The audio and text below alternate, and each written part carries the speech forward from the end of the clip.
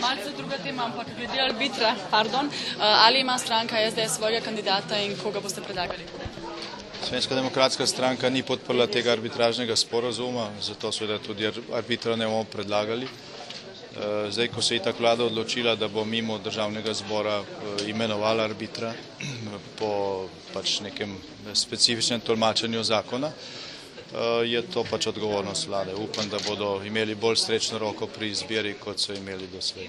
Hrvaška je malo prej odstopila, kako komentirate to? Odstopila od arbitražnega sporazuma, ne glede na mnenje Slovenije.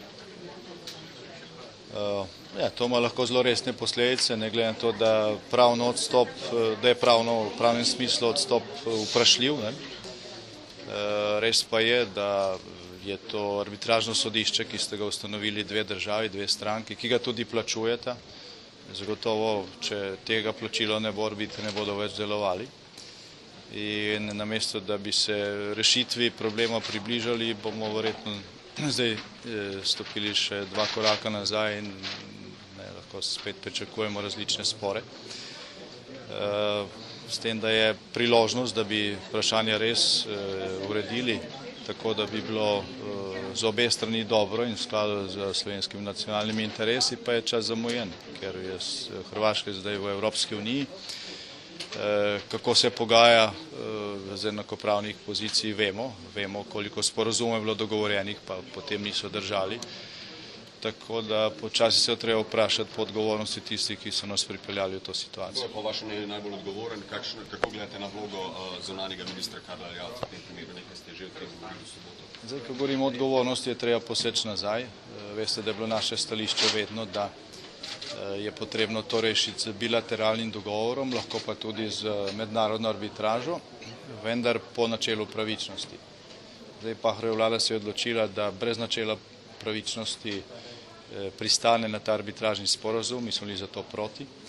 Vedeli smo, da je to tveganje zelo veliko, zdaj samo tveganje se je s to prisluškovalno afero zdaj še drastično povečalo, tako da glede same vsebine sicer težko kaj reči, ker ne vemo, kakšna bi bila odločitev, če vse skupaj padlo vodo, pravzaprav nikoli ne bomo zvedeli, bomo lahko o tem samo špekulirali in tukaj bo lahko vsak dokazoval svoj prav, ampak to je nepomembno. Pomembno je, da neko vprašanje, za katero se je verjelo, da bo tako ali drugače rešeno, bomo z njim zadovoljni ali nezadovoljni, to je drugo vprašanje. Zdaj ne bo rešeno in da je čas šel naprej, Hrvaška v Evropski uniji,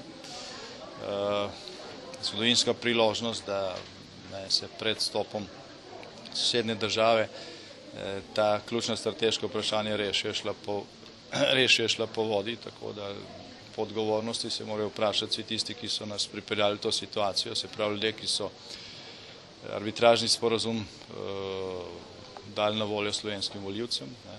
Res je bil potrjen na referendumu, vendar to odgovornosti predlagateljev ne zmanjšuje bistveno in seveda tudi tem, ki danes vodijo slovensko znanje politikov, ki so pravzaprav celo vladikov spravili v stanje, kjer je bil tak škandal sploh možen. Se v neki resni instituciji, kot bi znanje ministrstvo moralo biti, se to sploh ne bi zgodilo. Gospod Janša, Erjavec je včeraj dejal, da vi nikoli ne bi postavili nekoga nekredibilnega na mesto zunanjega ministra in da ste ga postavili prav vi. Glejte, danes ga zagotovo ne bi. Takrat, ko je bil prvič v naši vladi predlagan za zunanjega ministra, je bil, kar se tega tiče, še nepopisan list. Zdaj vemo, zdaj vemo, koliko in kako se ukvarja z znanjo politiko in ga zagotovo ne bi še enkrat predlagal. Predvsem pa bi ga zamenjal, če bi se to zgodilo, kar se je zdaj zgodilo. V našem mandatu so bila pravila igre jasna. Ima pa vsak predsednik vlade težavo, ko gre za koalicijo in ko gre za stranke, ki odločajo o večini. In gospod Erjavec se nonšalantno na to dejstvo zanaša tako močno, da nič ostalo ni važno. Recimo v času našega mandata, ko ni bilo kakšnih večjih kriz, so morali vsi ministri tudi poleti, ko je šlo za dopuste, biti dosegljivi v tem smislu, da so bili v 2 urah v Ljubljani na seji vlade. V tem konkretnem primeru se je zunanjega ministra čakalo 4 dni.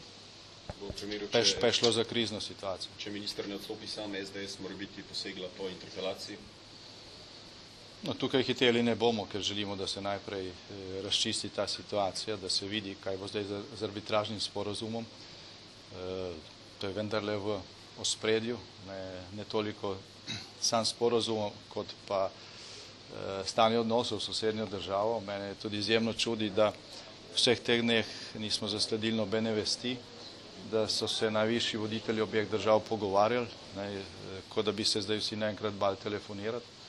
Lahko se tudi kje sestanejo, saj gre vendarle za prestolnici, ki sta med sabo oddaljeni kakšno uro vožnje. Ko gre za razne veselice, se srečujejo praktično vsak teden, zdaj, ko pa je resna situacija, pa očitno ni nobene komunikacije. Ponavljam, da je v interesu obeh držav, tako Slovenije kot Hrvaške, zato ker smo sosedi in zato ker smo skupaj v Evropski uniji in v NATO, da se ta problem skuša rešiti z nekim pogovorom. Ne pa da zdaj v Zagrebu se stankujejo hrvaški voditelji in državniki s hrvaškimi strankami, v Sloveniji mi se stankujemo in eni z drugega delamo čedalje večjega sovražnika. Zdaj, to ne more pripeljati v dobro situacijo. Tako da komunikacija, pa tudi če ne bo prišlo do dogovora, je nujna v takšni situaciji že zato, da se te napetosti malo sprostijo. Samo še nekaj, če vse skupaj pade v vodo, bi morala odgovornost prevzeti celotna vlada, ne samo zunanje ministrstvo. Tukaj, če bo zunanji minister ostal, potem to pomeni seveda, da ga je predsednik vlade pokril do te mere, da on prevzema to odgovornost in v tem primeru je seveda cela vlada še dodatno nekredibilna. Tako ali tako pa imamo vlado, ki je oblikovana po nelegitimnih volitvah in se je od začetka vedelo, da pri upravljanju z državo na poziciji, do katere so prišli s prevaro, ne bo ravno srečne roke. Jutrišnjega sestanka pri premijeju se boste vi oziroma predstavniki vaše stranke udeležili? No, sestanka se bomo udeležili, pričakujemo pa, in to bo tudi naše vprašanje, da bo v tem času tudi kakšen sestanek med slovenskimi politiki, ki so na oblasti, in tistimi, ki so na oblasti v Zagrebu. Sicer lahko začnemo kopati rove, ali kako bomo zdaj te stvari reševali. Mi imamo še vedno sosede, ne glede na to, kaj bo z arbitražnim sporazumom, in tudi to vprašanje bo potrebno enkrat rešiti. Ali se pa vsaj dogovoriti, kako v miru živeti ob tem, da je vprašanje nerešeno.